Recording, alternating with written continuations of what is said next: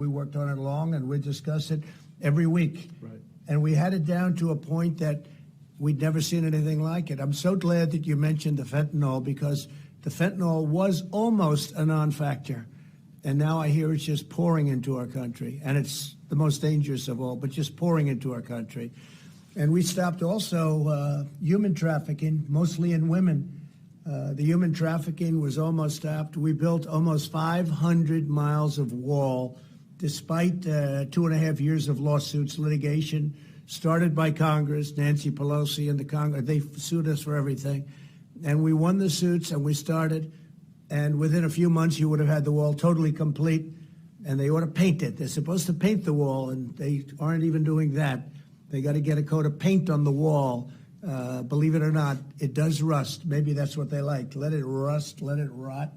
But we built a wall that was not a wall that anybody could get through. We had very few breakthroughs, unbelievably few. It just, the only breakthrough is let them walk around to the few open areas where you have, we had problems on land disputes, et cetera, et cetera. All of those problems were resolved. So we got them resolved. So you could have completed the wall in a couple of months, and they decided not to. Now I hear rumors that they want to do it, but it's only common sense. You know, they were saying we want high-tech security. And I used to go around in speeches, I say the two things that will never get old are a wheel and a wall.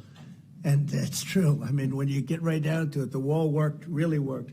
And again, almost 500 miles of wall. And then we had another 200 that we were thinking about doing, less important areas from the standpoint of people coming in, but nevertheless, Sheriff, very important. We discussed it. And we did a great job. And within a period of a few months, it was all dissipated. Remain in Mexico, so important. Catch and release, we broke that one. Chain migration, where people come in and then they bring everybody else in with them. We did a hell of a job, and we had it down to really a science. It was down to a point where people just weren't getting in unless they came in legally. And again, the drugs had dropped by 70, 80, 90% in some cases, and fentanyl is true. It almost dropped to nothing for whatever reason, but I guess the reason was we were tough. Mm-hmm. This was a great group, and all they had to do is go to the beach. If they went to the beach and did nothing, they would have been fine. And they could have even had other people with your policies take your places if they felt that they want Democrats, but that usually doesn't work out too well. But Chad, you and Mark and Tom on the outside. I mean, it was just an amazing group of people. And I'll tell you, Brandon has been incredible. From day one, he came to me from day one. It's no games, no nothing. You knew that we were going to do it right. And I'd ask him a lot. I'd say, what do you think about this? I was calling him once every 4 or 5 days to get his advice, because nobody knows. Like, for instance, on the wall, I was going to build a very good precast concrete wall. Would have been really fast. I loved it. I was going to do super hard precast, the 5,000-pound concrete. And the Border Patrol hated it because they wanted to be able to see through. I said, why? And after we go through, then we put the panels on top. And you're all nodding. It's true. The panels on top, it's sort of a safety climb, no climb panel. And that panel adds great difficulty to being able, believe it or not, because a couple of people said, why'd you put the panel on top? And it was really a no-climb panel. It's very hard to climb it. Once you get there, then you have the panel on top of everything else. So I did it 100% as per Border Patrol, ICE, and everybody else in conjunction, even with your top people. Mm-hmm. We designed a wall that was terrific. You know, you see it as steel, but it's not really. It's steel on the outside. It's hardened concrete on the inside of the bollards. And then it's also rebar, and it's a very heavy rebar and a very powerful rebar, very strong rebar, steel. So we had steel, concrete, and steel, and when they cut through it, they got to really want to get through. They got to really want to get through. And we've had almost no instances of that. So we built a wall that was not penetrable, and we were just about finished, and then we had an election where we did much better than we did the first time. And amazingly, we lost. Check out the New York election today, by the way. They just realized it's a disaster. They were unable to count the votes. Did you see it? It just came out. They're missing 135,000 votes. They put 135,000 make-believe votes in. Our elections are a disaster. But this election, because of you and Dan and Ken and everybody, I want to just thank the people of Texas because we won in a landslide. It wasn't even close. Well, I always said, they were saying, well, Texas is going to be close. I said, well, I'm in favor of oil, I'm in favor of God, and I'm in favor of guns. And they're not. And if you're in Texas and you don't like guns, God, and oil, I don't think you're going to do too well. And they didn't do too well. They didn't do well at all. They did poorly.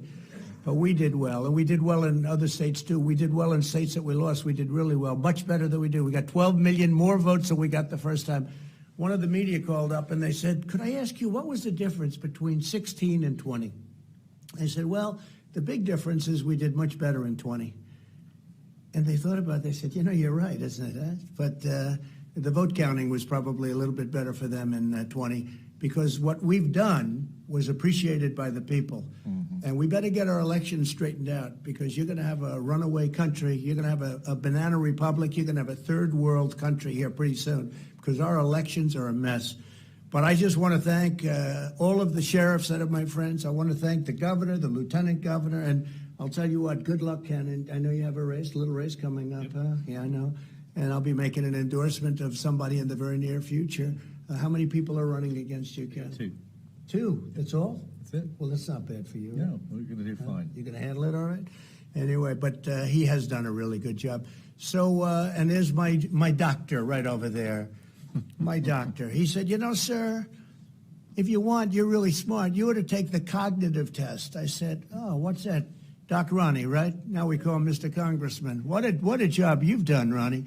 They went after him, and it didn't work out too well. There you are.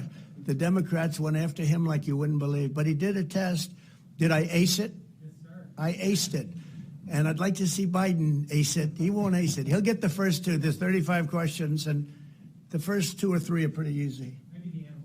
They're the animals. Is this a lion, a giraffe? When he gets to around 20, he's going to have a little hard time. I think he's going to have a hard time with the first few, actually. But so we really have something to be really proud of what we did. And honestly, very simply, we have to do it again. You have to go back, stay in Mexico. That was very hard to get.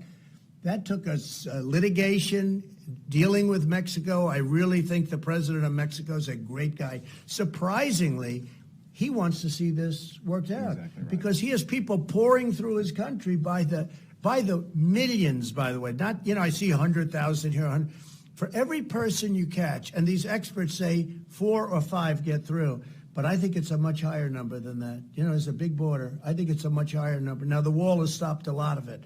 And you're going to finish up some of the wall. Mm-hmm. And maybe they're going to finish it up. They're under a lot of pressure to finish it up. So maybe they're going to finish it up. Tom is probably saying, I doubt it.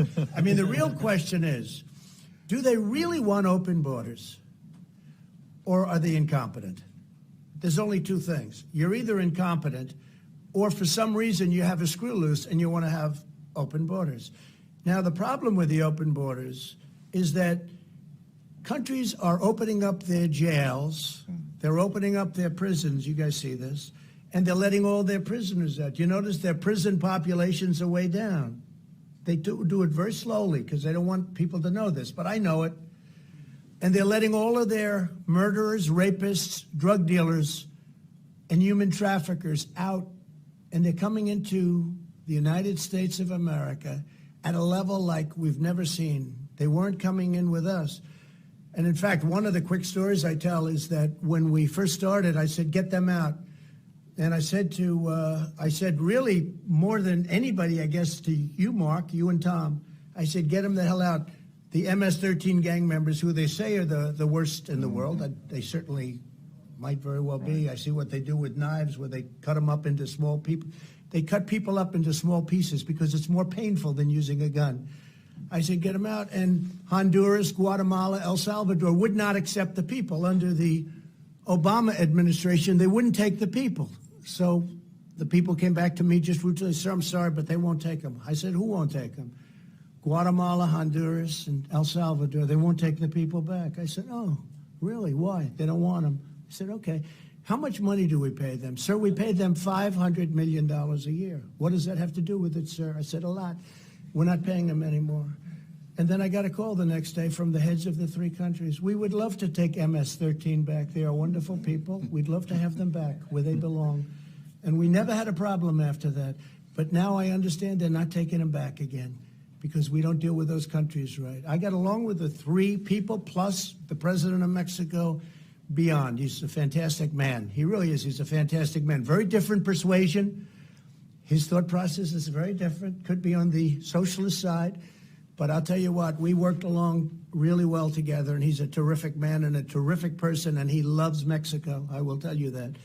But we opened it up. They used to have airplanes on the runway, so we couldn't land our planes with their MS-13 horrible criminals in the plane. So we couldn't land them. We couldn't get buses back. And once I did that, they took them all back. So we had all these great policies going, and they were all ended. One day they were ended. This didn't take place over 3 months or 5 months. This took place in the first week. They were ended. It was almost like they were ended because I did it. But, you know, we did a great job. In the history, and I appreciate what you said, Sheriff, because in the history there's never been, and not me, all of us together, there has never been a border so secure as the border, the southern border that we have. And now it's opened up. And don't kid yourself, they're coming in from the Middle East, and they're coming in and they're bad. They're coming in from the Middle East. I'd say, well, where are those people from? Sir, they're from Yemen. Oh, really, Yemen, right? How's that all about? They would dump them off in South America, and they make the journey up because it was easier to get through that way, through the southern border, and that stopped with us. That stopped fast. And now we have an open, really dangerous border, more dangerous than it's ever been in the history of our country. And we better go back fast. And, you know, I watch a couple of, even you people said that, well, we could start it immediately. Well, it's not going to go fast because you have to go back now and start the whole thing up with Mexico and with the three countries. It's not going to go that quickly. You know, they say, well, we should just immediately go back. It's not that easy. This was a lot of hard work and very good negotiation. We did great negotiation. And we did things like, we're going to charge you tariffs if you do this or if you do that. And all of a sudden they said, well, we'd love to have you have it your way. We want every point, every single point. And I don't know if they're going to be able to do that. So it's not that easy to go back, I will tell you. This is bad news for you, and you know it. I know. And a lot of people like to say to the media, well, we could immediately, I saw it today, we should immediately go back to the Trump policy. It's not that easy now. It's not that easy. But we have a sick country in many ways. It's sick in elections and it's sick in the border. And if you don't have good elections and if you don't have a strong border, you don't have a country. So with that, we're going over to the border right now, but we're going to the real part of the border where there's real problems, not a part where you look around and you don't see anybody. We're going to admire the wall and how it works because wherever we have the wall, that's what made the big difference. It made tremendous difference. And I just want to thank the people in this room. You have been incredible, incredible partners, including those characters back there that are all friends of mine. Every single one. Good job on television yesterday morning. Really good, Brian, I tell you, really good. So I just want to thank you all very much. It's an honor. And we have a tremendous crowd waiting for us. And I don't want to keep this man. I don't want to have him be late. I want to keep those approval ratings right at 92%. Okay? Thank you very much. Thank you. You take care of yourself. Thank you. Thank you, Tom. You know, we've got a lawsuit over every issue that you talk about. We see Biden with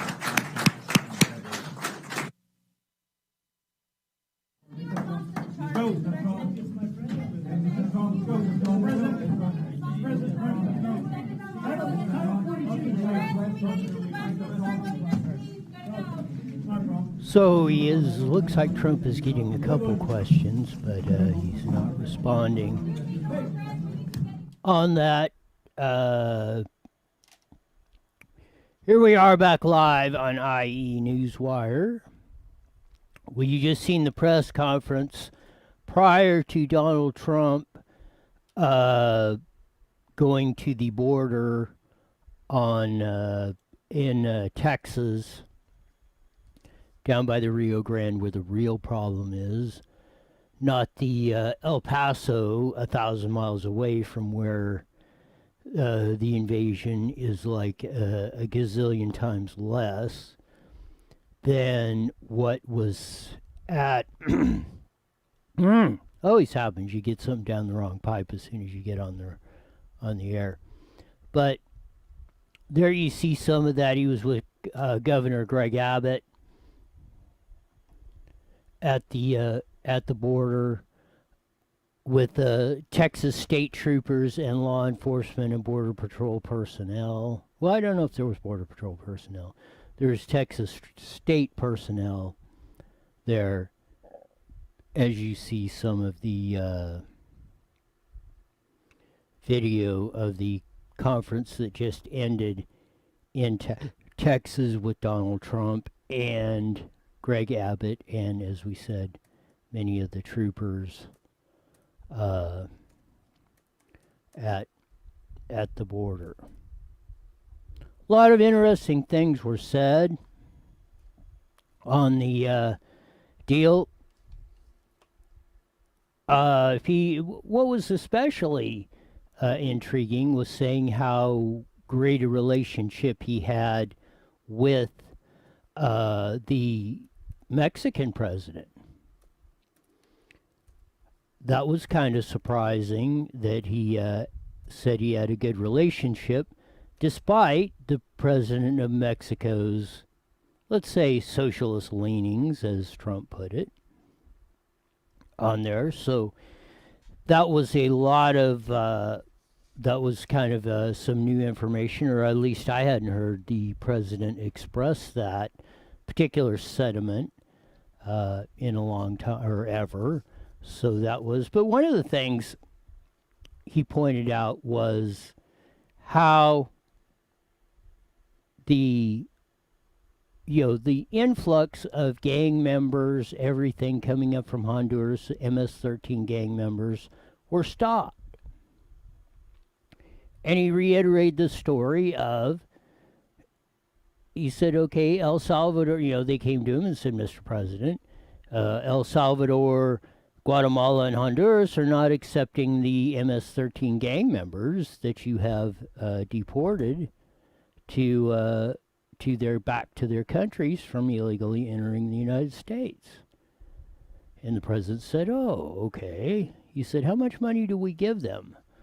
About $500 million was the answer. And he said, okay, just shut that off. So the next day, the people of Honduras, the government, presidents, leaders, whatever they're called down there, of Honduras, El Salvador, and Guatemala, said, bring down those MS-13 gang members. That stopped January 20th, 2021, when Joe and the Ho were sworn in as president and vice president of the United States. So like you said, we stopped the human trafficking almost down to almost nothing.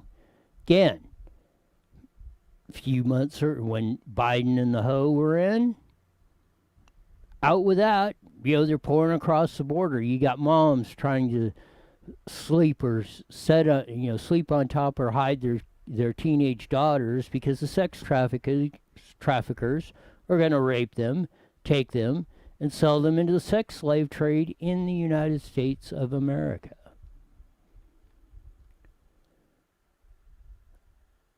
That is the blood, the human destruction that is on you, Joe Biden supporters. Open borders, and this is all okay. And it was Trump's fault. Biden's own administration said Trump had this fixed. We blew it. So, it's disturbing to see the unmitigated gall that the Biden administration has in this whole situation.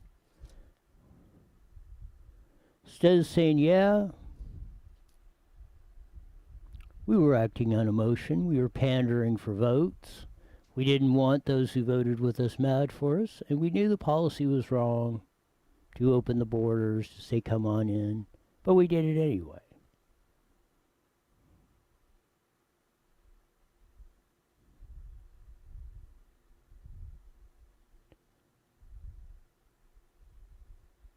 As they left this press conference, they are heading over to the border, so probably in about, I don't know, about half an hour or so, we will have the video of Trump at the border, if they're not there already. On that, we'll kind of scour the airwaves and see if we can pick up a feed of them actually at the border of that. But no, there was a lot of interesting stats of the, again, from the Texas troopers that were just absolutely almost besides themselves, of the statistics of how, how in any good conscience we could do that. Now, Governor Greg Abbott of Texas, much to his credit, says we're going to finish, at least in the Texas part, we're going to finish the border on our own. If Biden won't do it, if Biden's going to give away your money on nothing, that's where we're going to, that's what we're going to do. We're going to protect our citizens in the state of Texas over this invasion. And it's really sad, that we've come to this point in the United States that we have to endure the kind of punishment the Biden administration to not only put the people coming across the border, but the American people on top of that have to endure this sort of madness.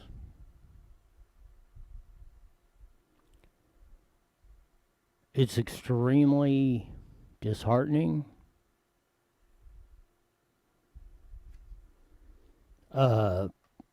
We're looking, not as a crisis, not as an emergency, but an invasion. And there's nothing more important than protecting not only people in your country, but people coming in. And if we can't protect those young girls who will be sold into the sex slave industry, that will be a black stain on us that I don't know that we could ever live down. It's one thing to, the business owners that hire illegals and cut wages, those who use the drugs coming across. Most of them are adults of consenting age, and they're doing that. But when you're talking about children, minors, those under the age of consent, you're not just turning a blind eye, you're encouraging them to come over when you know darn well what the consequences are. Man, I just don't know what kind of evil it takes to get to that point or to do that.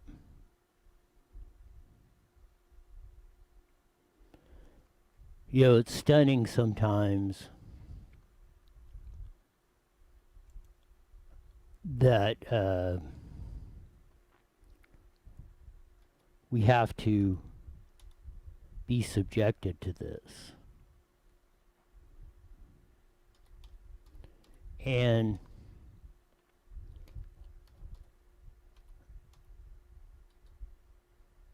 again, I just don't know how. Take California. The difference between California and Texas.